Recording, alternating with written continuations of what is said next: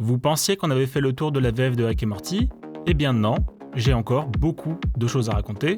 Tout d'abord, cette analyse est la suite directe de pourquoi la VF de Rick et Morty est presque parfaite. Il est impératif de l'avoir vu avant de commencer cette vidéo parce qu'on va reprendre des éléments que vous m'avez fait remonter pour amender ou compléter la vidéo précédente. Donc vous ne pourrez pas comprendre de quoi on parle si vous n'avez pas vu la première analyse, vous êtes prévenus. Mais évidemment, on va aussi s'attaquer à d'autres points de la VF qui n'ont pas été évoqués précédemment, et vous allez voir que celle-ci a même corrigé des erreurs présentes dans la VO, et surtout on terminera par la saison 8, et j'en profiterai pour vous donner mon avis, la boucle sera bouclée. Know your fucking place, trash! Avant de commencer, n'oubliez pas que vous pouvez aider à financer la chaîne Prime en faisant un don sur la plateforme Ko-fi, ce qui me permettra d'assurer des revenus réguliers pour la chaîne, et donc du contenu régulier pour vous.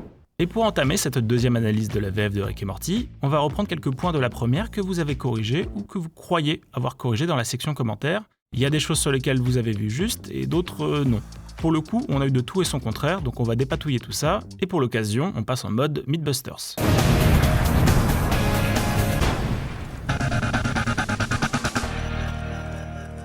Le mythe numéro 1, qui a été pas mal de fois mentionné, c'est la non-censure des gros mots en VF sur certaines plateformes de streaming. Vous êtes quelques-uns à m'avoir affirmé que la version non censurée de la VF existait sur la plateforme HBO Max.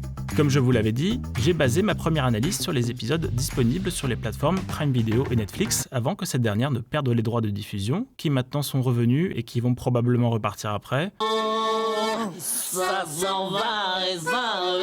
Donc j'ai pris un abonnement HBO Max pour vérifier si c'était vrai, et je vous le dis, c'est pas la peine de prendre un autre abonnement parce que la VF est tout autant censurée sur HBO Max que sur Prime Video ou Netflix. Oh, la vérité va leur faire très mal au... Malheureusement, ce mythe est donc faux. Le mythe numéro 2, toujours sur la censure, serait que France 4 à l'époque aurait bien diffusé une VF non censurée de Rick et Morty, notamment pour la première saison. Alors, c'est un peu plus compliqué que ça. Souvenez-vous, je vous expliquais dans la première analyse que, sans raison apparente, la VF était censurée aléatoirement sur les 4 premières saisons. Fermez-la, d'accord? Laissez-moi essayer. Ah, clope de merde! Tiens, prends ça dans ta gueule! Eh, pourquoi tu me reluques, fils de... C'est bon, calme-toi. Et c'est notamment vrai dans la première saison de Rick et Morty, puisqu'elle contient des épisodes entiers non censurés à l'intérieur d'une saison censurée. Pour que ça soit plus simple, je vous ai dressé la liste des 11 épisodes de la saison 1 en mettant en avant ceux qui ne contiennent aucun bip de censure. Et là vous allez me dire, peut-être que la VF de la saison 1 contient des épisodes non censurés sur les plateformes de streaming, mais si ça se trouve, France 4 a bien diffusé une saison entière avec les 11 épisodes VF non censurés. Eh bien, il se trouve que sur certains sites de streaming un peu obscurs, vous pouvez tomber sur des enregistrements d'épisodes qui sont passés à la télé. Vous avez encore pour preuve le petit logo France 4 en haut à droite de l'image pour vous le certifier. Et désolé de vous décevoir, mais les épisodes diffusés sur France 4 à l'époque sont rigoureusement identiques au niveau de la censure à ceux que vous trouvez en streaming légal. C'est un résonateur multiphase à énergie quantique. Ouais, des fracules au moins. Mon cul, ouais. Ce mythe est donc faux.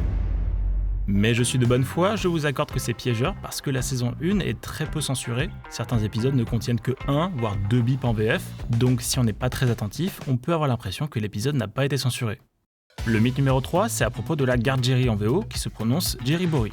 Auparavant, je vous signifiais que le mot Jerryborry était la contraction du mot boring et du prénom Jerry pour vous faire comprendre que c'était un endroit ennuyeux pour les Jerry. Jerryborry? You created a daycare for my dad? Mais vous avez été quelques-uns à me corriger en m'expliquant que le Jerryborry faisait référence au Jamboree, qui est un rassemblement de scouts aux États-Unis. Don't miss the experience of a lifetime. Join us and elevate your scouting experience at the 2026 Scouting America National Jamboree. Et effectivement, le mot Jerryboree fait allusion au Jamboree, et surtout au fait que les scouts se ressemblent et se réunissent dans un même lieu, tout comme les versions alternatives de Jerry. Qui plus est, les Jamborees sont des rassemblements pour les enfants avec des jeux d'enfants, tout comme l'est la gare Jerry. Donc pour le coup, c'est vous qui avez raison, le mythe est donc vrai. Mythe numéro 4, vous m'avez signalé que Marilyn Landervine, et non pas Landervin comme prononcé dans la première vidéo, Je prends l'accent belge? Non. était la directrice artistique principale et qu'elle ne s'occupait pas des Star Talent français. Et effectivement, elle s'occupe du doublage en Belgique, tandis que les Star Talent sont bien dirigés par William Corinne et Fouzia Youssef Hollande en France. Je vous donne le point, le mythe est donc vrai.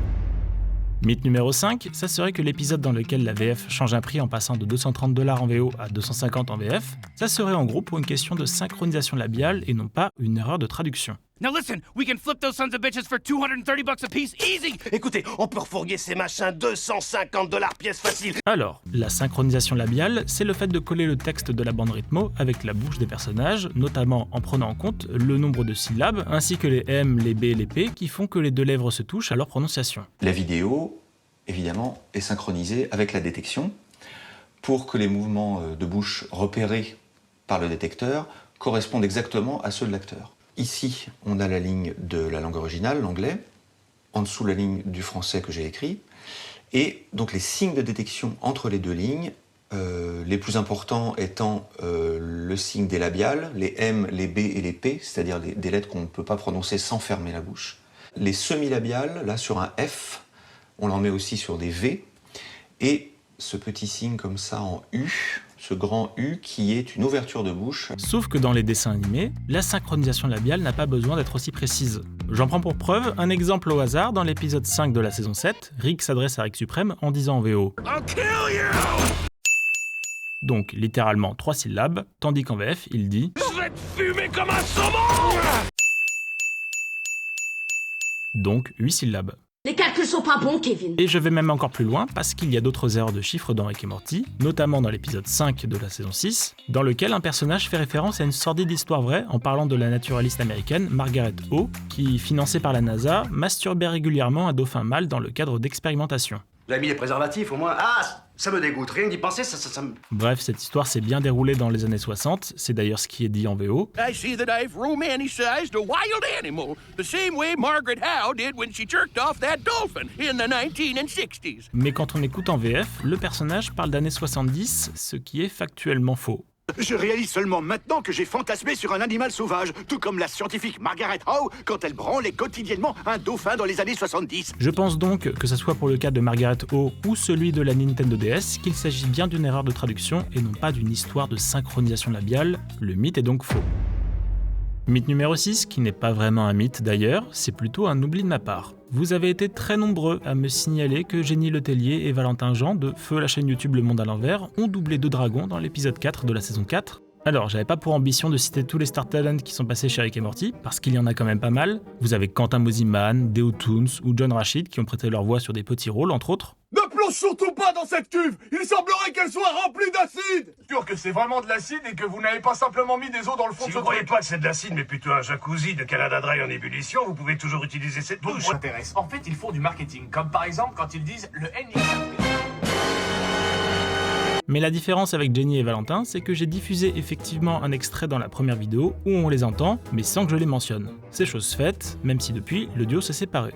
D'ailleurs, je précise qu'ils ne font pas que des dragons, puisqu'ils ont prêté leur voix à d'autres personnages secondaires. Je suis en train de me faire agresser! C'est pas bien qu'on finisse, bordel! On est dans un motel, tous les gens qui crèchent ici ont déjà une vie de merde, alors ils vont pas en plus se mêler de la vôtre! Démerdez-vous tout seuls! Ce mythe, ou plutôt l'oubli, est corrigé. Et enfin, dernier mythe, le personnage d'Ice-T qu'on voit dans la saison 2 et la saison 7 ne serait pas doublé en VO par Ice-T, mais pour autant, Ice-T joue bien un autre personnage que lui-même dans la série. Comment ça, mon ref? Alors celle-là, je l'ai pas vu venir, mais oui, ce mythe est bien vrai. Pour être précis, dans la première vidéo, je vous parlais d'une chanson dans la saison 7 interprétée par Ice-T lui-même. Infinity ain't shit without numbers and letters. We can blow his ass out if we work together. Rise up, letters and numbers, I said rise up, cause you know we're all brothers. Raison pour laquelle la chanson n'a pas été redoublée en VF. Cependant, Ice-T n'est pas crédité sur le personnage d'Ice-T. Ce que tu dis n'a aucun sens. Et l'histoire derrière ce petit paradoxe me semble intéressante à raconter.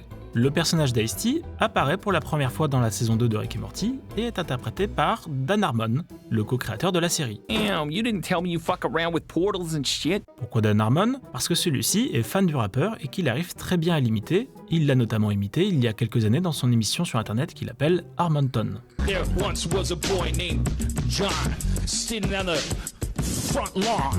He's selling crack, rolling like that. Wanna fuck your mama's pussy so hard she had a heart attack. Yeah, I fucked with that. Yeah, I gotta come down from that. I was kinda surprised by my own flow.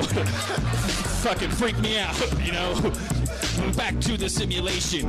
And not much rhymes with that, but nation. But I'm not gonna sound like Ice-T when I rhyme. And when I rhyme, I don't sound like Ice-T that much. Cependant, Rick et Morty à l'époque n'a qu'une seule saison de sortie et est encore loin d'avoir la notoriété d'aujourd'hui, ni même forcément la légitimité d'inviter Ice-T à participer au doublage.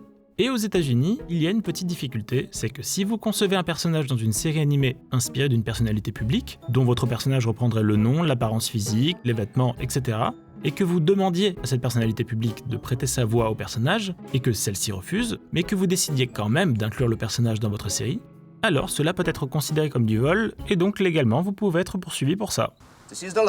Tandis que si vous créez un personnage sans demander au préalable à la personnalité publique d'y prêter sa voix, alors l'imitation qui sera apposée sera considérée comme de la parodie.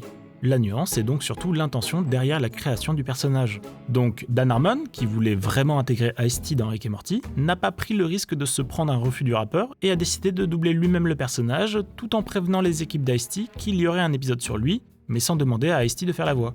Mais ça ne s'arrête pas là. La stratégie de Dan Harmon était bien de faire venir Ice-T sur la série à un moment ou un autre. Pendant plusieurs années, après la saison 2, il a multiplié les appels du pied lors d'interviews ou en convention pour dire qu'il aimerait bien qu'Ice-T fasse un rôle dans Rick et Morty. I love Ice-T and it would be a fantasy come true to have him come and do Ice-T or Water T or any other character. He could be vice president or whatever. It would be great to work with him sometime.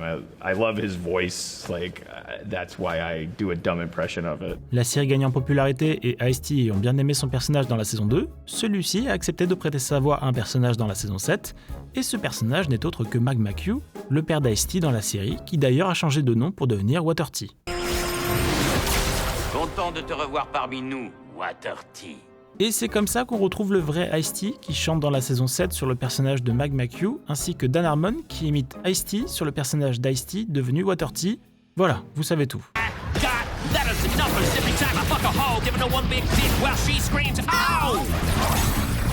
Mag McHugh gets it wet like she got a cry on. My dick sweep on 1 4 feet, that's a python. Y'all like to scare, he ain't one yet. Affinity to 1 odds, that's an alphabet. On peut mettre fin à la séquence Mythbusters.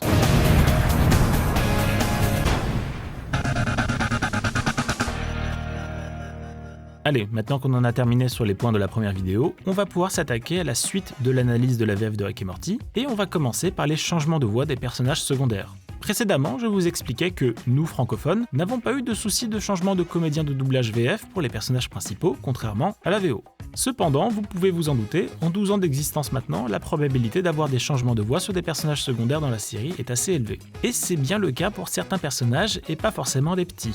Mécanisman, le président, l'espèce de testicule qui voyage dans le temps aussi ont tous eu un changement de voix en VF. Vous savez ce qu'il faut aux êtres en 3 dimensions dans la prison du temps? La même chose que dans les autres prisons, sauf que c'est pour toujours! Officier pour ce mol, bonjour. Des serpents qui voyagent dans le temps? Ils ont fait quoi? Putain, comment? Ok, je m'en occupe. On a même le cas d'un changement de voix sur Monsieur Boîte à Caca dans l'épisode 10 de la saison 3 pour au final reprendre sa première voix lors de sa première apparition dans la série. Oui, ça c'est bien dit. Allez, cette petite boîte à caca est morte de faim. Quelqu'un veut bien me passer une côte de porc? Oh oui, ça c'était de la saison. Pardon pour mon absence, mais je me suis marié, j'ai eu un bébé, je suis retourné en cours, j'ai eu mon bac baccalauréat. Oui. Vous verrez qu'avant la fin de ce semestre, vous n'en pourrez plus d'entendre cette phrase. En effet, c'est Alessandro Bevilacqua qui va doubler Monsieur Boîte à Caca dans les 8 saisons, sauf dans la saison 3 dans laquelle c'est Gauthier de Fauconval qui prêtera sa voix. Les changements de comédiens de doublage sur des personnages secondaires, c'est quand même assez courant sur des séries animées, surtout quand le personnage n'a pas vraiment beaucoup de dialogue. En général, plutôt que de faire venir le comédien pour doubler une ligne de texte, on demande à un comédien déjà sur place de s'en occuper. C'est ce qui va se passer pour Gauthier de Fauconval qui doublait le personnage de Tommy dans la saison 3. Bonjour tout le monde, je suis le roi de Froupiland. Et à qui on a demandé de faire juste pour cette saison Monsieur Boîte à Caca. Monsieur Boîte à Caca qui d'ailleurs était joué en VO par Justin Roiland et donc qui aura lui aussi un changement de voix à partir de la saison 7. Oh oui, what a season, huh? Rick Crime Therapy and that thing we did with Roy. Remember that? Oh oui, things went downhill from there. So I've been crashing with the Smiths for a while. Mais là où il fallait être particulièrement attentif sur la voix d'un personnage secondaire, c'était sur celui de Diane Sanchez, la femme de Rick. Enfin, c'est pas qu'il fallait être attentif, c'est juste que la voix de Diane et la voix du vaisseau de Rick doivent être interprétées par une seule comédienne. Pourquoi ? Parce que dans l'épisode 5 de la saison 7, lors du combat avec Rick Suprême, ce dernier dit à Rick quelque chose de très précis. Y a d'autres nasses qui ont prévu de débarquer après, comme ta voiture. Je comprends pourquoi tu le détestes. En plus, on croirait entendre notre femme dans un style robotique à la con, mais y a aucun doute là-dessus, c'est bien savoir. C'est qu'il est sentimental, le joli cœur. Et effectivement, en VO, le vaisseau et Diane sont interprétés par Kari Wahlgren, qui d'ailleurs fait aussi la voix de l'intelligence artificielle du garage. Hello, hi, good afternoon.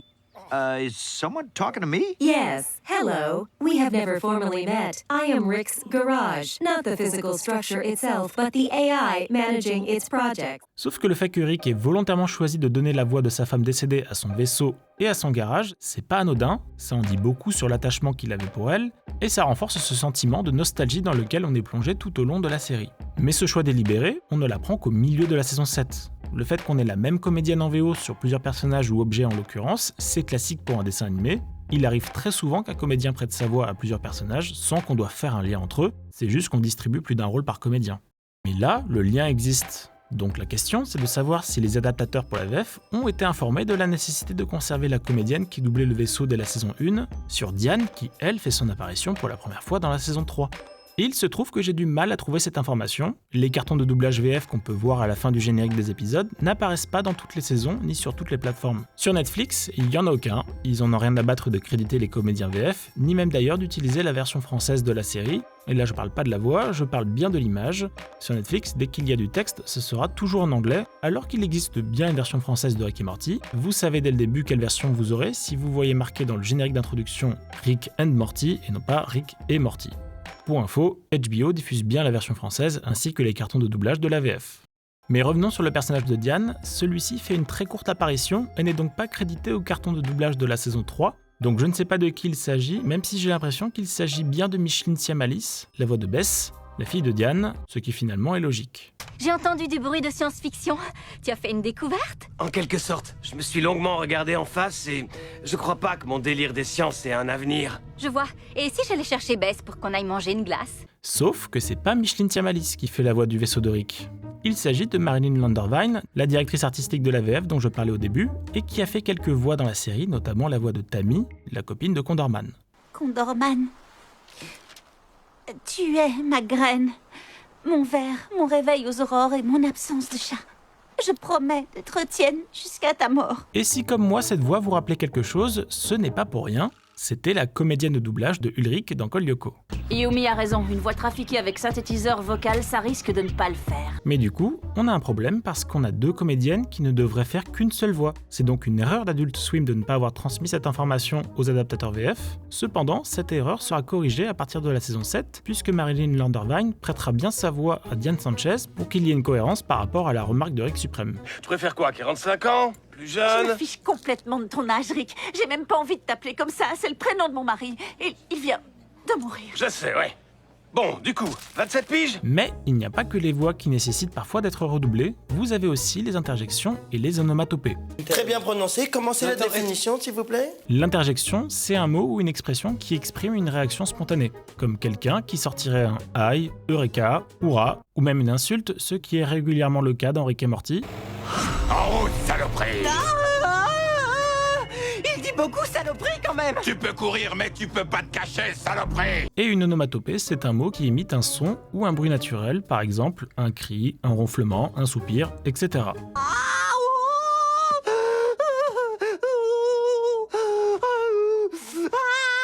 Mais on va parler par simplicité d'interjection, puisque l'onomatopée est une forme d'interjection, comme ça, c'est plus facile.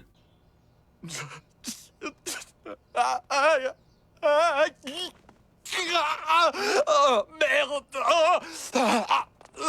Eh bien, ces interjections, elles sont marquées sur la bande rythmo lors du doublage d'une série. Elles permettent au comédien de coller son jeu à l'image et à l'expression du personnage.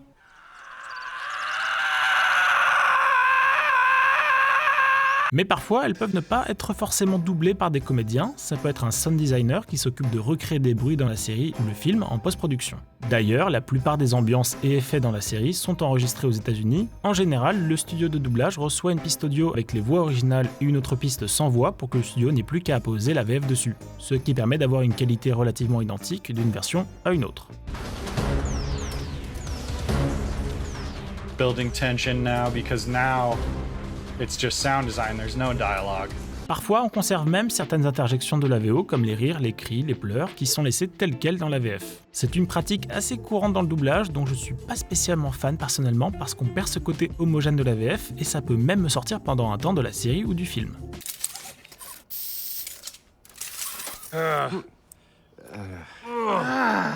What a turn.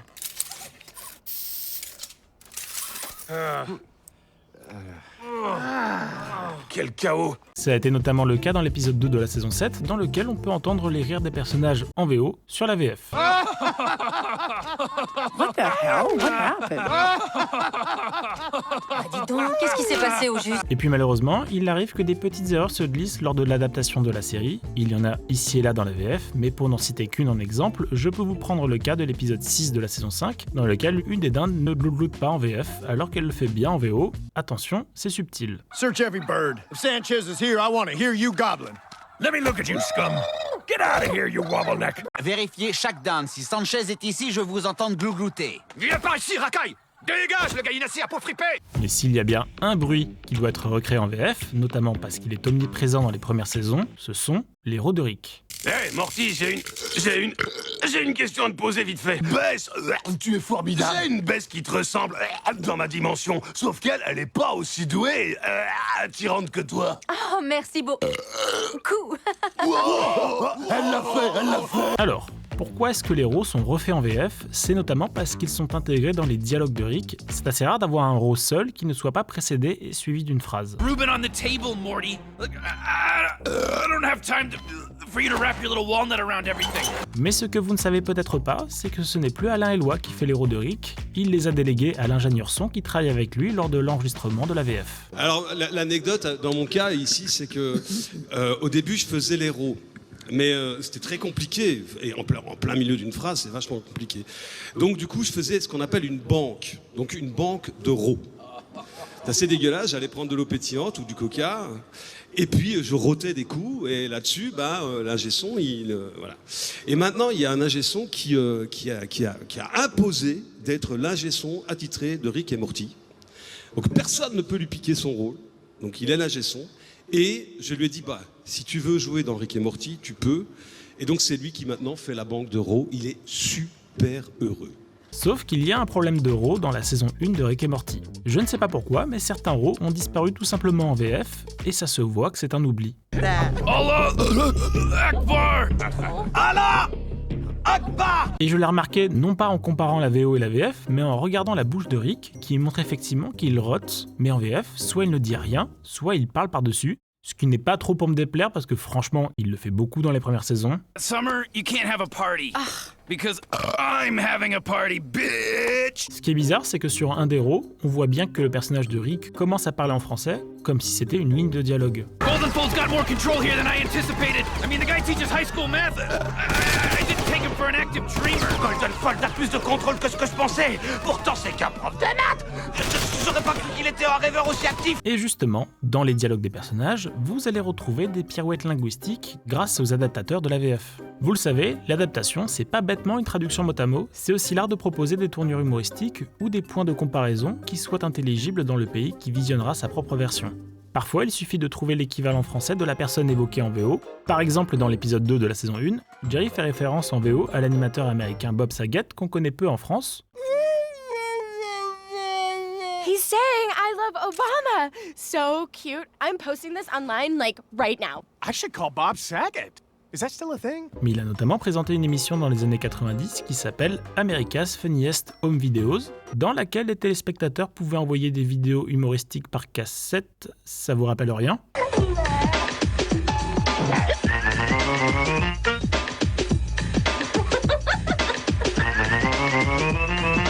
Bon, eh bien, c'est cette adaptation qui va être choisie pour la VF. Il faut que j'appelle Vidéogag.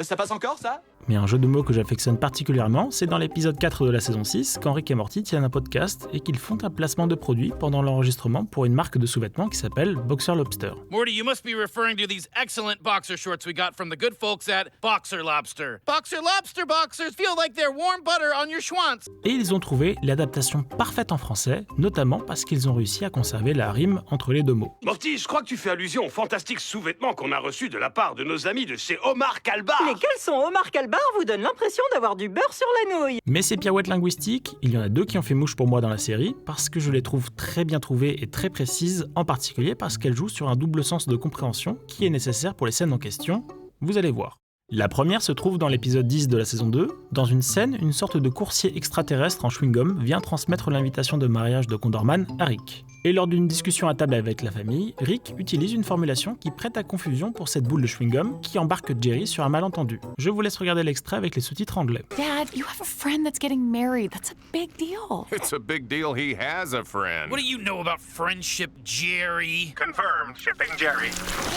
Oh God, Jerry!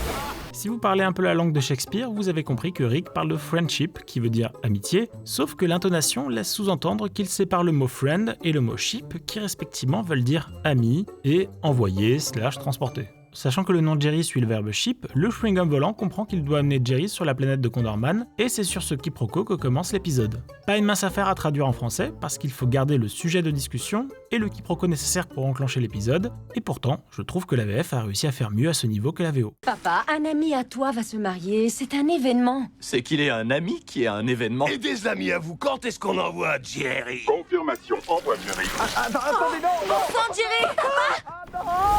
Et il y a une autre astuce linguistique bien française, un peu dans la même veine que la précédente, elle se trouve dans l'épisode 5 de la saison 4. Dans cette scène, Rick et Morty sont dans l'espace et subissent une crevaison de l'espace. Parce que, pourquoi pas? Bah ouais, logique. Et Rick active un mode qui décrit avec une voix célèbre la crevaison du vaisseau.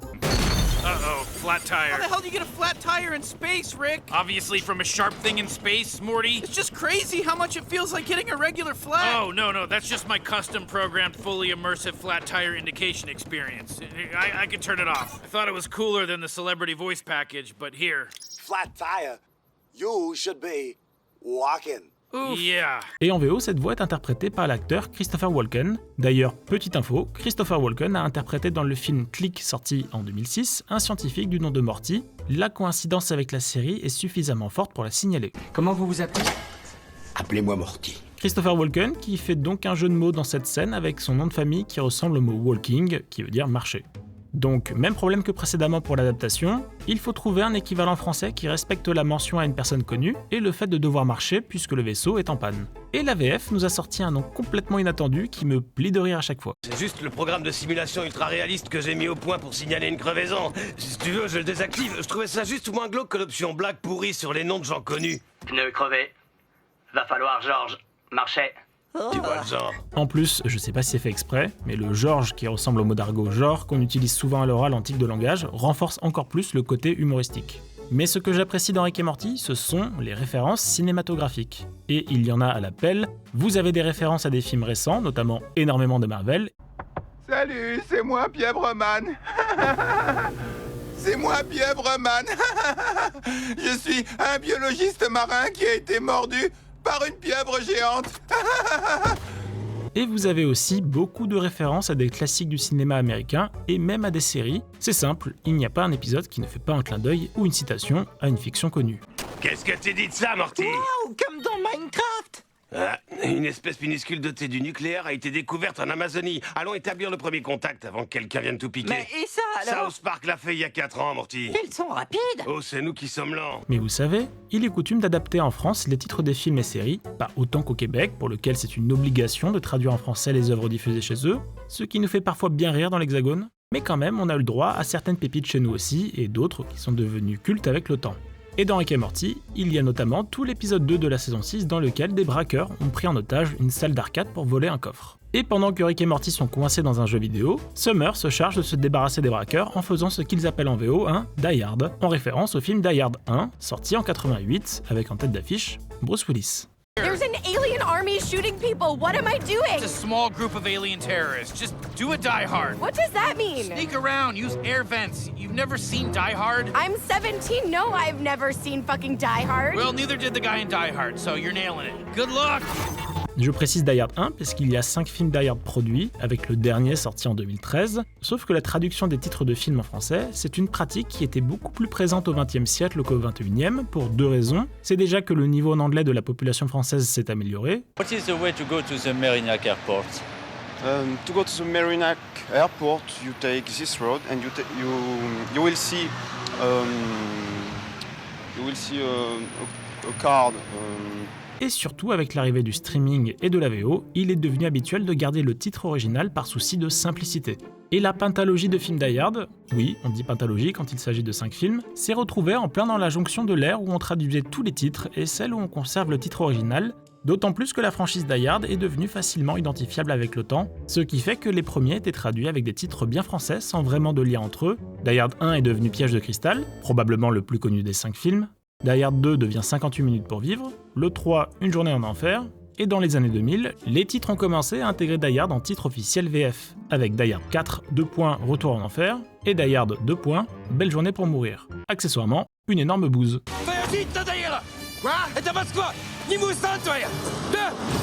Tu crois que je pige un seul mot de ce que tu dis? Et là où sur les 3 premiers films, le titre Die Hard existait discrètement sur les affiches, avec le temps et les rééditions de DVD et Blu-ray, celui-ci a commencé à reprendre une place beaucoup plus importante sur les boîtes de disques. À tel point qu'en France, désormais, employer Die Hard 1 ou Piège de cristal revient au même pour la majorité des gens. Donc la question c'est, dans Rick et Morty, quel choix a été fait par les adaptateurs, sachant que le titre du film est cité au moins une bonne vingtaine de fois dans l'épisode?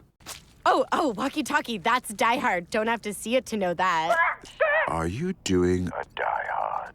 Maybe. Are you also? More or less. And my associate, Frank. Your associate Frank is definitely not doing a Die Hard. Eh bien, ça sera Piège de cristal qui sera utilisé, et je trouve que ça marche bien mieux en VF, notamment parce qu'il s'agit de mettre en place tout un piège pour arrêter les braqueurs, donc le titre se place bien mieux dans les dialogues, et en plus de cela, pour les plus jeunes qui ne connaîtraient pas la saga, au moins vous savez qu'on fait référence directement au premier volet. Allez voir les otages. Vérifiez que personne d'autre n'est en train de faire un piège de cristal. Et la majorité des films cités dans Rick et Morty utiliseront à chaque fois leur titre français dans la VF, mais qu'en est-il lorsque le film ou la série citée n'est pas si connu que ça en France? Ça va être le cas pour l'épisode 7 de la saison 6, un épisode très méta dans sa construction, puisque Rick et Morty sont entourés dans cet épisode par des personnages conscients d'être dans une fiction. Et Rick va enchaîner les références avec pour but de s'adresser directement aux spectateurs tout en critiquant ce côté méta qu'il déteste. J'aime pas trop ce que je vois. Je sais, le début était pas très drôle. C'est beaucoup plus marrant quand je sors une petite vanne à destination du public. Quel public? Voilà, excellent, Morty. Et alors que Rick s'apprête à franchir la métacouche pour traquer le méchant de l'épisode, il dit cette phrase en VO. A few carefree verbal asides always by me, none of this season 3 moonlighting shit. Alors, Moonlighting, c'est une série américaine culte à la fin des années 80, avec en tête d'affiche le duo Sybil Shepherd et Bruce Willis, encore. C'est une série qui mélange la comédie romantique, le polar et ce côté méta puisque celle-ci brise souvent le 4e mur, avec entre autres des acteurs qui s'adressent directement aux téléspectateurs, sortent volontairement du champ de la caméra ou même demandent des pauses pour lire le script. Hi, I'm Madeline Hayes and this is David Addison. Right. And we'd just like to take a minute or two before the show starts to welcome you back to another season of Moonlighting. That's right. That's wrong. Wait a I second. don't know why I'm here. I don't know what I'm doing here. You're here because we're welcoming people back to another season. Ha. You're here because the network wants us to welcome the viewers Double back. ha. You're here because Lou told you We to can do say it. We can say it. The network says that tonight's show is too short. The network says every show has to be 1 hour long, not 59 minutes, not 61 minutes, When you see. 60 minutes long, and we're a minute short. Et la saison 3 de Moonlighting est notamment remplie de ce type d'épisodes assez audacieux pour l'époque, mais qui peuvent casser l'immersion des téléspectateurs et réduire la portée narrative. Bah oui, si les personnages sont conscients d'être dans une fiction, que reste-t-il comme enjeu à leur histoire? C'est en gros la critique que fait Rick. En fait, cet endroit, c'est juste... Un empilement de jeux de mots ringards pour des critiques télé qui vont même pas les apprécier. C'est encore pire que ça. En ce moment même, on est arrosé de méta-radiation. Notre image de marque en prend pour son grade. En fait, chaque seconde passée ici équivaut à 10 caméos dans Space Jam. Et donc, le parti pris des adaptateurs pour la VF n'a pas été de citer une autre fiction méta qui serait connue chez nous, mais plutôt de faire une autoréférence à la série Rick et Morty. Moi aussi, j'aime faire des apartés bien à moi, pas comme ceux de ces pseudo-Rick de la saison 3. On garde le côté méta qui est encore plus présent en VF, puisque Rick fait allusion à sa propre série en parlant des autres Rick de la Citadelle de la saison 3. Vous pouvez argumenter un peu plus si vous voulez. Très bien. Mais maintenant, je vais vous parler d'un problème qui est survenu uniquement dans la VO de Rick et Morty et qui a créé beaucoup de confusion à de nombreux fans au point d'être un sujet récurrent dans des forums et discussions Reddit, ainsi qu'en commentaires de vidéos YouTube pour expliquer le pourquoi du comment. Un problème qui a pris tellement d'ampleur qu'Adult Swim a demandé un redoublage d'un dialogue en VO par souci de clarté de la scène. Mais pour que vous compreniez mieux, je dois vous expliquer comment fonctionne la classification des épisodes dans Rick et Morty. Vous l'avez remarqué, les 8 saisons de Rick et Morty sont constituées de 10 épisodes par saison, sauf pour la saison 1. La saison 1 contient techniquement 11 épisodes, en tout cas c'est comme ça qu'elle est présentée sur les DVD et Blu-ray, ainsi que sur les plateformes de streaming. Sauf que non, la saison 1 contient bien 10 épisodes et un pilote qui est classé officiellement comme l'épisode 0. Il a même le code d'identification 000. Ce qui fait mécaniquement que le 11e épisode de la saison 1 est considéré par les scénaristes de la série comme l'épisode numéro 10.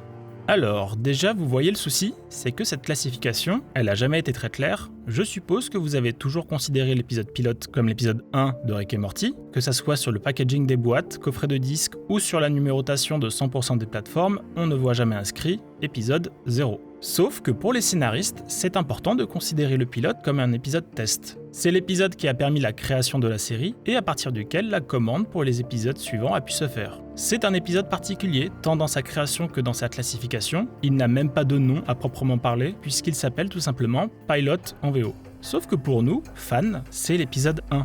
Nous avons donc 2 classifications, celle des scénaristes, qui considèrent l'épisode pilote comme l'épisode 0, et une deuxième classification qu'on va renommer en classification des fans, qui considère l'épisode pilote comme l'épisode 1. C'est simple, non? Incongru, je vous l'accorde. Mais enfin, c'est ça. Bon et donc, qu'est-ce que cette classification a à voir avec la VO et la VF ? Et il y a bien un lien, c'est quand la série doit s'autociter. Elle le fait quand même assez souvent, parfois c'est une allusion assez vague. Quoi encore? Si tu t'en fiches de mourir, tu t'en fiches aussi que je meurs. Oh, ça suffit, arrête tes conneries, t'as déjà fait ça la saison précédente. T'es genre un suicide à retardement. D'autres fois, ça peut être un épisode en particulier.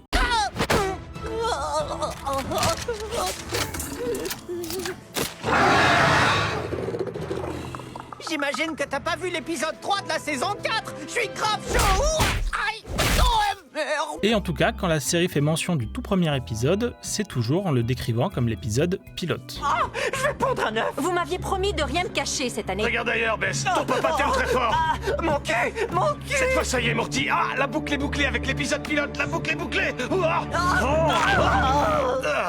Sauf qu'à un moment, dans le dernier épisode de la saison 5, Rick et Morty se retrouvent avec Morty le Maléfique, qui compte détruire la courbe centrale de finitude en scannant le cerveau de Rick, et c'est à ce moment qu'un personnage du nom de Stanley Rick fait son apparition pour parler en VO d'un épisode bien précis dans la saison 1. Le mieux, c'est encore que vous écoutiez la scène en entier. I got a little project going on, required some hands-on labor. It would require less if you were willing to tell me how one might bring down the central finite curve. All right, time to go, Morty. I want to know what he's talking about. Yeah, you've come all this way. Can you give me 10 more seconds? Literally 10, because now it would be 6. No, I'm fine with that.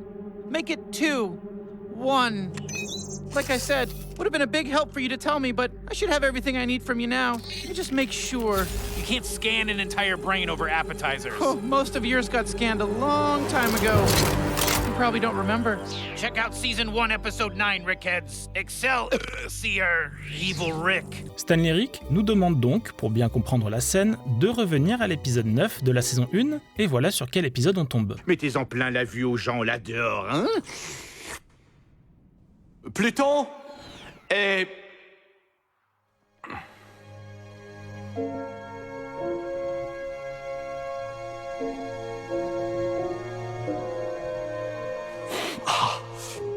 n'est pas une planète. Et je vous promets que vous ne trouverez rien en rapport avec le dernier épisode de la saison 5, tout simplement parce que l'épisode 9 de la saison 1 est en réalité celui de la classification des scénaristes, qui est donc pour nous, les fans, le 10e épisode. Épisode dans lequel Rick se fait bien scanner le cerveau par Morty le Maléfique. Ah, j'ai pigé, tu veux que je fasse équipe avec toi pour renverser le conseil, hein? C'est sûrement ça ton plan, ce serait le mien si j'étais toi. Eh ben en fait, je crois que je préfère me débrouiller tout seul. Je vais juste extirper ta matière grise de ton cerveau et après je te tuerai. Et je vous assure que cette classification a induit en erreur énormément de fans de la série. Peut-être vous-même, vous vous êtes fait avoir, en tout cas si vous avez regardé l'épisode en VO, parce qu'en VF, les traducteurs ont corrigé cette confusion en prenant la classification des fans, ce qui fait qu'en français, Rick fait allusion à l'épisode 10 au lieu de l'épisode 9. C'est impossible de scanner tout un cerveau en si peu de temps. Oh, mais ça a commencé il y a déjà bien longtemps. Vous avez sûrement oublié. Rematez l'épisode 10 de la saison 1, les fanariques. Excel, Sior, Rick maléfique. Mais cette modification n'est pas propre à la VF, toutes les langues hors la VO ont appliqué la classification des fans, ce qui me laisse penser que l'instruction de ce correctif a été envoyée aux traducteurs du monde entier lorsqu'il a fallu faire le doublage dans d'autres langues. Je vous mets quelques extraits, comme ça vous en profiterez pour vous faire un avis sur le doublage de Rick dans les autres pays. Check Staffel 1 Folge 10 aus, Rickheads. Episodio 10, stagione 1, incontri ravvicinati. Birinci sezon 10. bölüme bakın Rick hayranları. Mal de gorge aiguë. Enfin, j'ai dit que toutes les langues avaient fait la modification, vous avez quand même nos amis thaïlandais qui ont calqué leur traduction sur la VO, il fallait bien un mauvais élève.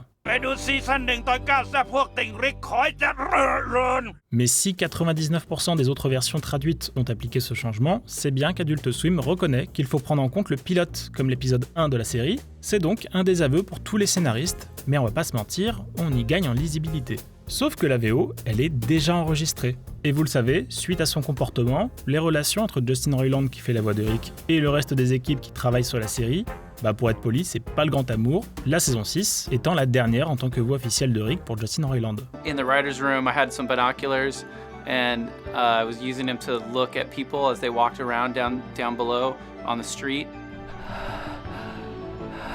I'd stand right in the window just staring as people walked towards us. And I did that for 6 months before I realized that you can see right into the writer's room. It's clear as day. I don't know if it's illegal what he's doing, but it's definitely disturbing and ethically wrong. Du coup, Adult Swim a eu l'idée tout simplement d'attendre et de profiter du doublage de la saison 6 pour faire ce tout petit correctif sur la saison 5, ce qui permet en plus de cela un gain de temps et d'argent pour tout le monde, vous vous en doutez. C'est donc un an après, à la sortie de la saison 6, qu'on a vu apparaître un changement de la VO sur ce dernier épisode de la saison 5, changement apparu sur la plateforme Hulu aux États-Unis à peu près fin 2022. Si bien que, maintenant, dans la deuxième VO, Stanley Rick utilise la classification des fans en parlant de l'épisode 10, comme dans la VF. Most of yours got scanned a long time ago. You probably don't remember. Check out season 1, episode 10, Rickheads. Excelsior! Alléluia, on pourrait croire que ce petit cafouillage est désormais réglé, sauf qu'il s'est passé un an entre-temps. Que les plateformes ont payé il y a un an pour avoir les droits de la VO d'il y a un an, et donc cette modification de la VO n'a pas été mise à jour sur les plateformes de streaming en France, et même plus globalement dans le monde hors États-Unis. Si bien que si vous activez la VO en France, vous avez encore la classification des scénaristes. Netflix, Prime Video, HBO Max vous ramènent à l'épisode 9. Mais si vous basculez sur HBO Max aux États-Unis, ce que j'ai fait en utilisant un VPN, vous tombez bien sur la deuxième VO qui parle de l'épisode 10. Check out season 1, episode 10, Rickheads. Excelsior! Ce qui fait que vous avez maintenant deux VO qui se baladent dans la nature, avec les États-Unis qui ont appliqué le correctif sur leur plateforme, et le reste du monde qui a encore l'ancienne VO, même dans les pays anglophones. Sans parler des DVD et Blu-ray qui ont été édités avec l'ancienne VO. Mais c'est toujours pas fini, parce que les scénaristes, malgré ce redoublage en VO à la sortie de la saison 6, continuent de considérer l'épisode pilote comme l'épisode 0, et on le sait parce que dans la saison 7, ils ont conçu l'épisode 5 comme un épisode miroir à l'épisode 5 de la saison 1, sauf que maintenant, avec ce nouveau redoublage, ça devrait être officiellement l'épisode 6, donc visiblement, il y a un petit désaccord en interne. Et je ne prends même pas le temps d'aborder le cas des sous-titres, parce que là, c'est tout et n'importe quoi. En Allemagne et en Espagne, il vous parle de l'épisode 10. En France, il est marqué épisode 9, alors qu'il n'a jamais été fait mention de cet épisode en VF. C'est un bordel! Tout ça est rendu d'autant plus compliqué que ceux qui vont faire la traduction pour le doublage ne sont pas forcément ceux qui vont faire les sous-titres. Les sous-titres peuvent différer selon la plateforme, toujours pour des questions de droit et d'argent. Par exemple, les studios VSI Schinkel qui s'occupent de Rick et Morty peuvent faire les sous-titres pour la série sur les Blu-ray et DVD, mais si Netflix décide de ne pas acheter les sous-titres du studio et de faire leurs propres sous-titres, ils en ont tout à fait le droit. C'est d'ailleurs pour ça que les sous-titres peuvent être légèrement différents selon la plateforme et peuvent ne pas coller exactement avec ce que vous entendez dans la série. La façon dont tu tournes ce truc traduit une agressivité passive. On peut être détendu et s'ennuyer. Y a plus moderne comme façon de se distraire. C'est les pharaons qui ont inventé ça ou quoi? La mode est un éternel recommencement et puis je suis old school. Mais pour revenir à ce mini redoublage en VO, ne vous faites pas d'idée, si les plateformes n'ont pas fait ce changement en 2022, il y a peu de chances à l'avenir que celui-ci soit pris en compte. Même si le catalogue peut disparaître un temps pour des questions de droit de diffusion, lorsqu'il revient sur la plateforme, ce sont les mêmes épisodes sans mise à jour particulière. Après, c'est pas très grave parce que moi, je vous conseille de regarder la série en VF. C'est quand même le but de la vidéo. J'ai des devoirs de français à faire. Attends, t'apprends encore le français? C'est ridicule, c'est la langue que tu parles, t'es vraiment... Débile. Mais ce que je trouve d'autant plus étonnant, c'est que ce n'est pas la première fois qu'une erreur s'entend dans la VO de Rick et Morty, et que cette erreur est corrigée dans les autres langues, surtout en VF. Dans le dernier épisode de la saison 1 par exemple, Rick effectue une danse dans laquelle il décrit en chanson les mouvements qu'il fait. Sauf que là aussi, il y a une erreur dans la VO, et je vous laisse la trouver. Play something. Somebody play something. Wait a minute, what? You put your right foot forward and your left foot back, then fucking slide around like on a Nordic track. Move to the left, step to the right, wiggle your elbows and look up into the light. It's the Rick Dance. Je ne sais pas si vous l'avez remarqué, mais Rick confond sa droite et sa gauche. Dans la chanson, il fait mention de son pied droit, puis, quelques secondes après, il se décale du côté de ce pied droit en parlant du côté gauche.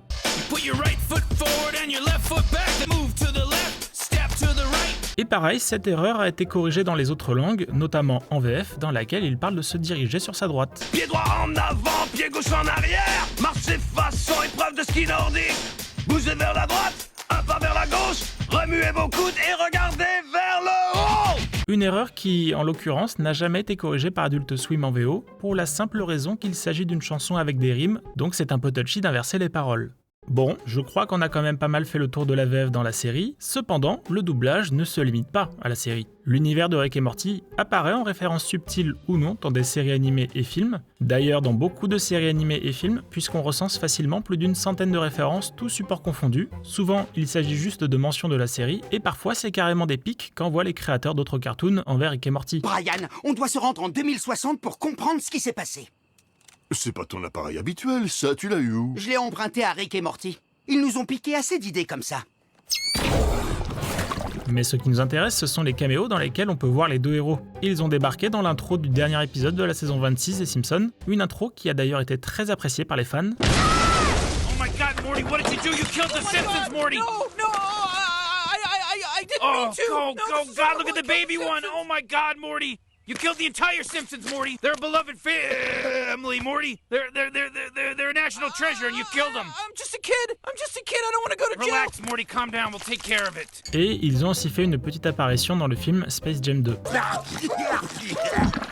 We're done running tests on your Badger thing. It turns out his condition is irreversible. I'll never erase what I saw from my brain! He's your problem now, dum-dum!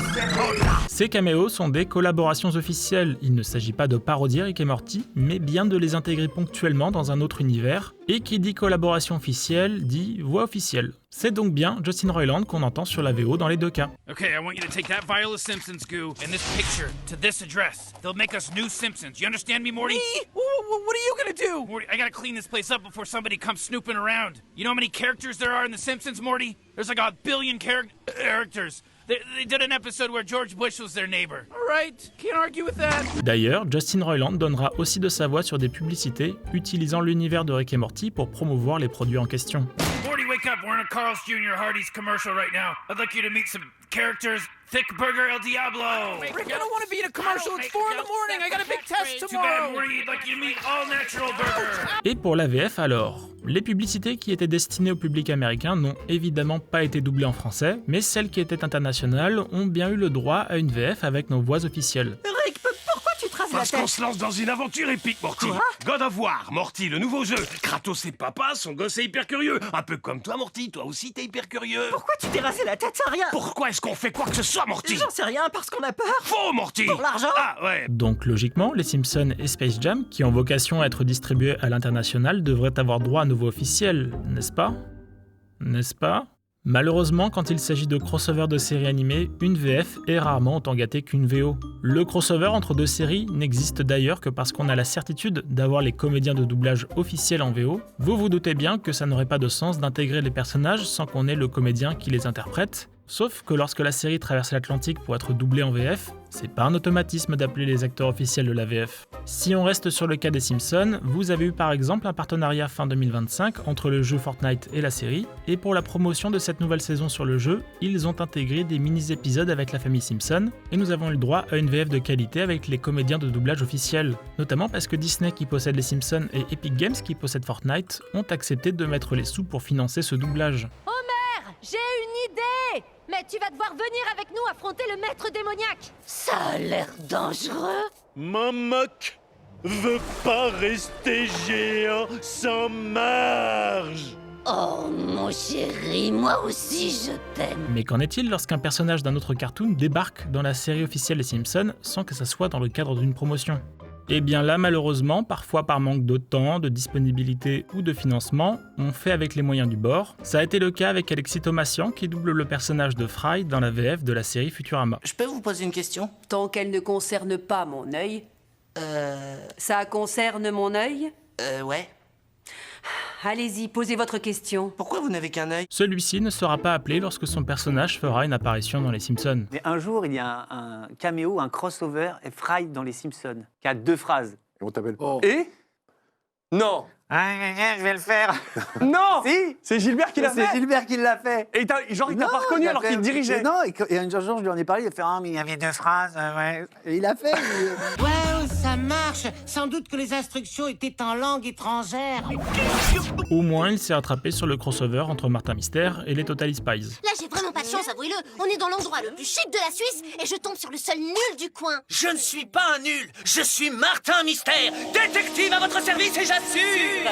Bon, et pour Rick et Morty, eh ben c'est le même problème que pour Fry de Futurama, ce qui n'est pas surprenant puisque les 2 caméos sont apparus dans la même saison des Simpsons, la saison 26. Donc Rick n'a pas été doublé par Alain Eloi et Morty n'a pas été doublé par Thibaut Delmotte, et ça pique à l'oreille. Ah mon Dieu, Morty, qu'est-ce que tu as fait? Tu as tué les Simpsons, Morty? Oh bon sang, regarde un peu le bébé. Oh mon Dieu, Morty, tu as tué tous les Simpsons, Morty. C'est une famille très aimée, Morty. C'est un trésor national et tu les as tués. Cacos, je suis Cacos. Je veux pas aller en prison. Calme-toi, on va s'occuper de ça. This is the worst. Et je vous coupe tout de suite parce que j'ai vu des commentaires qui disaient que c'était la version québécoise des Simpsons. Nope. C'est bien dans la VF des Simpsons. D'ailleurs, petit hommage à Béatrice Picard, la voix québécoise de Marge Simpson pendant 33 ans, qui est décédée le 9 décembre 2025. Oh, on peut pas vraiment avoir un party sans une cuillère à découper le melon.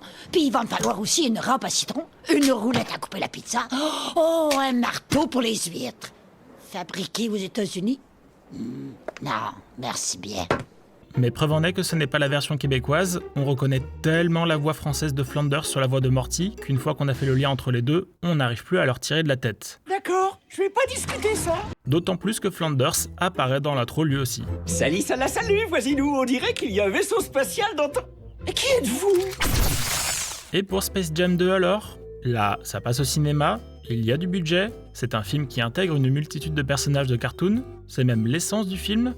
Eh bien je vous rassure, nous avons eu nos voix françaises officielles, et c'est d'autant plus appréciable que l'apparition de Rick et Morty dans le film est vraiment succincte. On a fait assez de tests sur ton blaireau. Je dirais que son état est irréversible. Ces images horribles sont à jamais gravées dans ma mémoire. C'est votre problème maintenant, les débilos. Space Jam qui sera cité à plusieurs reprises dans la série, notamment dans l'épisode 6 de la saison 7, en faisant une référence au film sorti un an plus tôt. J'ai réussi. J'ai tué les versions de nous qui étaient dans Space Jam. Aide-moi avec les corps. Oh, waouh, mais comment t'as fait? C'était facile, Morty. Ils attendaient que ça. Ils voulaient mourir. Non, vous comprenez pas. Ils m'ont supplié. Je leur ai rendu service. Ou encore une autre fois, à la fin de l'épisode 7 de la saison 8. C'est bon, Jerry. J'ai terminé. Mais je tiens à le redire, je cautionne pas cette utilisation du cinématiseur. T'as entendu, papa? Vas-y, c'est bon. J'en reviens pas. Je suis vraiment dans le film Space Jam 7. Oh, salut les LeBron James. Alors, t'as jamais raccroché? Allez, viens, on se tire. Justement, parlons un peu de cette saison 8 parce qu'on arrive à la fin de cette vidéo. Ce que je vous propose, c'est qu'on applique les points listés dans la première analyse de la VF à cette nouvelle saison qui n'était pas encore sortie à l'époque. Puis je terminerai en vous donnant mon analyse critique de celle-ci. Emballé, c'est pesé. Ce dont j'ai l'impression dans cette 8ème saison, c'est que beaucoup de marques citées en VO disparaissent en VF. Mais ce que je trouve étonnant, contrairement aux 7 autres saisons, où la marque pouvait disparaître sans que ça ne perturbe le visionnage en VF, là je ne comprends pas pourquoi celle-ci est effacée. Je vous prends 2 exemples. Le premier avec l'enseigne Gap, qui est visible en énorme à l'écran, ça sent le placement de produits à plein nez. There used to be a ride called It's a Small Black Death. Looks like they've just got a regular Gap. Rick, were you just drunk when you were here? I'm drunk now. Mais qui saute en VF alors qu'on voit très bien que Morty parle du magasin. Il y avait une attraction qui s'appelait la grosse boutique des horreurs. Visiblement, ils l'ont remplacé par une boutique de fringues. Non, dis-moi, t'étais bourré quand t'es venu. Non, mais là, tu me saoules. Alors, il est possible d'avoir des contrats de placement de produits dans des séries qui ne couvrent pas les versions étrangères, sauf que là, On voit la marque à l'écran, et en plus elle est connue dans l'Hexagone, donc j'ai pas d'explication. D'autant plus que la marque est bien citée dans d'autres langues. Parece que é só mais uma loja da Gap. Enfin, un autre exemple de marque qui disparaît sans trop d'explications, c'est dans l'épisode 4 quand on a une chanson qui revisite les fêtes populaires telles que Pâques ou Noël, en critiquant ironiquement leur aspect commercial tout en faisant la promotion de marques déguisées dans le texte. Oh, presidents can have a birthday, fa la la la la la celebrate. Burger King and do it your way, fa la la la la Whopper Big Mac. Les paroles mentionnent en VO Burger King ainsi que deux types de burgers, le Whopper et le Big Mac. Et quand on switch sur la VF, Burger King disparaît pour être remplacé par Burger, mais on garde bien la mention du Big Mac et Whopper, ce qui à ce moment-là de la chanson s'explique pour faire une rime. Les présidents ont leur jour férié, fa la la la la, c'est mérité. Faites-vous livrer un bon burger, fa la la la la, Big Mac Whopper. Mais à la toute fin, on a 3 marques d'affilée qui sont citées en VO volontairement pour faire le forcing. Corvettes and Hondas, Mr. Golf Cart, everything's on sale, go to the store, fa la la la la la spend. Mais celles-ci disparaissent en VF et sans rime cette fois. Et par conséquent, ça diminue le côté offre promotionnelle cachée dans une comptine pour enfants, ce qui était un peu le but de la chanson. Bagnole, produits frais, méga bouquet, tout est en promo, dépensez toutes, fa la la la la, poutine. Mais en plus, c'est quoi cette fin de chanson? Dépenser toutes? Toutes quoi? Dépensez toutes. Leurs économies? Si c'est le cas, faut le préciser parce qu'on peut pas savoir à quoi ça se réfère. Et Poutine? Fa la la la la, poutine.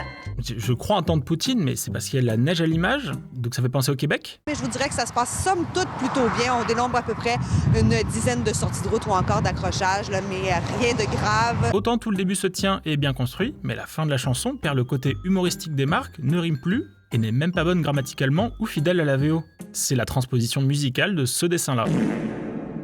Maintenant, penchons-nous sur les stars qui ont participé à cette saison 8, parce que vous avez bien quelques guests qui ont fait leur apparition en VO. Vous avez 2 types de guests, ceux qui prêtent leur voix à un personnage quelconque de la série, et ceux qui apparaissent en mode caméo sur lesquels ils vont apposer leur voix. Vous avez 2 caméos dont beaucoup de fans ont parlé sur internet, les 2 célèbres réalisateurs Zack Snyder et James Gunn, qui pour ce dernier a rejoint Warner Bros il y a quelques années. Warner Bros qui possède Adult Swim et accessoirement Space Jam, vous comprenez mieux pourquoi les scénaristes se sont fait plaisir à les intégrer, même si ça fait un peu auto-promo. What's going on with you? Some fan of the Velocitree franchise got onto the lot today. He used a portal and he just... Zach, we're not losing touch with the audience, are we? I mean, I gave notes on the goddamn Count Chocula movie this morning. Was the portal green? That's Rick Sanchez, Gunner. That's the guy that sealed Nolan in the giant bookcase to quote-unquote punish him for Interstellar. He doesn't represent real fans. He's just the smartest man in the universe. Ces 2 réalisateurs se doublent évidemment eux-mêmes en VO, mais en VF, bien qu'ils fassent partie du monde du cinéma, ils n'ont pas de voix française attitrée. Ils ont bien eu des petits rôles dans leurs propres films ou quelques séries, mais trop anecdotiques pour les considérer en premier lieu comme des acteurs. Et puis vous avez le deuxième type de guest, celui où un comédien prête sa voix à un personnage dans la série sans que ça ne soit un caméo. Dans la saison 8, vous avez l'acteur Charlie Day notamment, qui a doublé un robot nettoyeur d'ordures dans l'épisode 9. It's just if I find anything of value, I have to tell Rick about it. Okay. And, you know, talking to Rick can be dicey. I mean, the last Salvatron found a bag of diamonds, and Rick yelled at them about how diamonds are bullshit. Charlie Day, qui est loin d'être un novice en matière de doublage de dessins animés, il a notamment prêté sa voix à des personnages dans Monstre Academy et dans La Grande Aventure Lego. Oh, you're really letting the oxygen out of my tank here. Malheureusement, sa voix française régulière, celle de l'acteur Benoît Dupac, n'a pas été appelée sur l'épisode, alors que je pense qu'elle aurait parfaitement collé au robot. Vous foutez pas de moi, elle est de plus en plus dingue. C'est un environnement professionnel totalement hostile. Mais surtout, vous avez l'acteur Danny DeVito qui double un extraterrestre propriétaire d'un parc d'attractions dans l'épisode 6. I was caught with incriminating files on my computer, and the board chained me up. I watch animal pornography. That's my business. Like with people and animals? No, just the animals, sicko. Et là, je pense malheureusement que nous sommes passés à côté de quelque chose d'exceptionnel en VF, parce que Danny DeVito, dans sa longue carrière cinématographique, a eu plusieurs comédiens de doublage en français, mais particulièrement un qu'il a suivi sur une vingtaine de films. Il s'agit de Philippe Pétieux, la voix d'Homer dans Les Simpsons. Comment va Fred Atkins, ton vieux partenaire, hein? Fred. Fred, voyez-vous, est parti en congé, disons prolongé. Mais il est en forme. Il est en forme. Salut, Max Bess, tu te souviens de moi? La main de Fred te salue. Et j'aurais tellement voulu que Philippe Pétieux fasse une voix dans Rick et Morty, c'était l'occasion rêvée de l'intégrer à la série, mais malheureusement, comme ça reste un personnage secondaire, et surtout parce qu'il ne s'agit pas officiellement d'un caméo de Danny DeVito, c'est une autre voix qui fera l'extraterrestre, ça me laisse un petit peu sur ma faim. Oh, des humains, des vrais en chair et en os. Le génie fou qui a bâti Earthworld. Personne n'aime la Terre autant que moi. Les voitures, les plages pleines de bodybuilders, les taxes foncières. Je nuance toutefois mes propos parce qu'il y a des moments où je trouve que la voix en VF rend mieux qu'en VO, notamment sur le personnage de Bess enfant. Elle me semble bien plus drôle et espiègle dans ses intonations en français qu'en version originale. Beth, I want you to have fun, but I need to know where you're having it. I found a possum. Oh my God!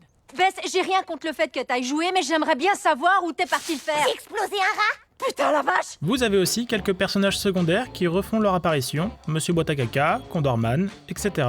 La plupart conservent bien leur voix VF traditionnelle, mais petite exception faite pour Monsieur Vagin, le proviseur du collège, qui perd sa voix française d'origine, du moins dans cette saison. On a eu un léger incident. Un étudiant a été congelé à mort. Et il n'y a aucune preuve que ce soit l'œuvre d'un étudiant latino. Certains veulent y voir un acte raciste, je les laisse pas faire. On n'est pas obligé de rentrer dans les clichés d'adolescente, Votre corps ne respecte pas notre règlement, jeune fille. Rentrez, vous changez. Mais- Vos petites combines ne marcheront pas avec moi. Je vous ai fait part juste avant d'une chanson, mais sachez que vous en avez 5 dans cette saison, dont 2 traduites en VF.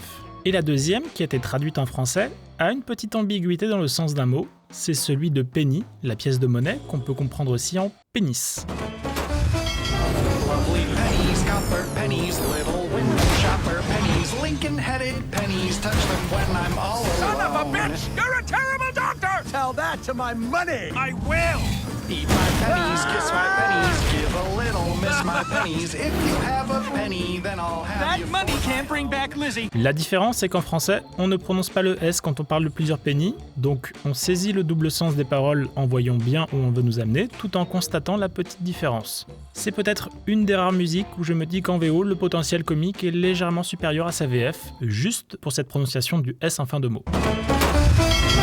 Des petits pennies beaux et curés font des poches un peu oubliées avec la tête d'un président que j'adore caresser. Espèce d'enfoiré! Vous êtes nul comme médecin! Parle à mon fric, ma tête est malade! Je vais pas me gêner! Mes petits pennies, je les embrasse. Puis il faut que je les amasse. L'astuce aurait pu être de faire suivre le mot penny d'un mot qui commence par un S à chaque fois pour faire une sorte de liaison, mais bon, ça reste anecdotique, d'autant plus que l'interprétation est selon moi très bonne. Dans ma bouche, y'a que des pennies, y'a rien d'autre qui en vaille la peine. Alors, passons à ma critique de la saison 8, et je vais euphémiser en disant que c'est loin d'être la meilleure des saisons. On va être honnête, c'est exactement ce que je craignais après la saison 7, qui a exploité énormément de trames de fond, l'amenant parfois à quelques incohérences scénaristiques d'ailleurs. La saison 8, elle, n'a pas pris de risque. Il y a beaucoup d'épisodes sans enjeu, voire même complètement oubliables. Il y a un épisode qui m'a choqué dans sa construction parce que c'est la copie d'un autre épisode. L'épisode 7 de la saison 8 est le même épisode que l'épisode 6 de la saison 4. Épisode dans lequel Rick et Morty sont coincés dans un train à histoire, et ben dans la saison 8, ils sont coincés dans une machine à histoire. Mais c'est exactement la même trame narrative, et ils s'en cachent même pas parce qu'ils ont repris le concept du cercle de Dan Harmon, CF cette vidéo si vous voulez comprendre de quoi je parle, avec pour objectif dans les 2 épisodes d'arriver à la fin du cercle. C'est strictement le même épisode, mais avec James Gunn et Zack Snyder dans le dernier. C'est bon, je suis de retour. Bon sang, qu'est-ce que vous avez fait encore? La trame est devenue linéaire. On a réussi à se mettre à dos les gentils et les méchants. Et Eric kiffe Tannenbaum maintenant. Je le trouve plus intéressant. Il nous faut une nouvelle fin. On a tout un épisode dans lequel Jerry s'est transformé en lapin de Pâques libidineux, poussant la terre entière à copuler entre elles. C'est marrant, parce que j'avais expliqué, toujours dans cette vidéo, que dès que les épisodes contenaient entre autres trop de sexualité déviante, en général, l'épisode était peu apprécié par les fans. Et ben ça n'a pas manqué, il se retrouve avec la pire note de la saison 8 sur Serigraph. Petit point positif quand même pour l'épisode sur Jerry qui se balade dans le multivers. Ça fait du bien d'avoir un épisode centré sur lui, surtout qu'il est complètement absent, sans raison, sur les 3 premiers épisodes de la saison 8. Fun fact, c'est la première fois que la série enchaîne 3 épisodes consécutifs avec un membre de la famille Smith manquant, hors la baisse de l'espace évidemment. C'est donc appréciable que cet épisode redonne sa place à Jerry. Et puis mettre la musique Send Me On My Way lors de l'exploration des multivers, c'est validé. I would like to reach out my hand. Umbe say you, Umbe tell you to run. Nobody see, nobody on. Et incontestablement, gros coup de cœur pour le final de la saison 8. Comme souvent avec Adult Swim, on a le droit à une conclusion chargée en émotions, mais surtout à un vrai pas en avant pour les personnages, notamment Rick et Diane, et ça fait plaisir, et ce, même si l'intrigue me semble un peu tirée par les cheveux. Mais globalement, quand on fait le bilan, on a trop peu de bons épisodes pour beaucoup d'épisodes passables. Si je devais classer cette saison 8, elle serait probablement parmi les plus mauvaises de la série. Et c'est d'ailleurs la question que je vous ai posée via un post YouTube, et visiblement vous êtes très mitigés, mais j'attends vos avis plus structurés en commentaire. Voilà, nous pouvons donc conclure cette deuxième analyse de la VF sur Rick et Morty. J'espère que vous avez aimé cette suite. N'hésitez pas à mettre un like et à vous abonner. Et encore une fois, pour tout soutien financier de la chaîne, vous avez un lien Ko-fi dans la description. Merci à tous. I would like to reach out my hand, say you, tell you to run.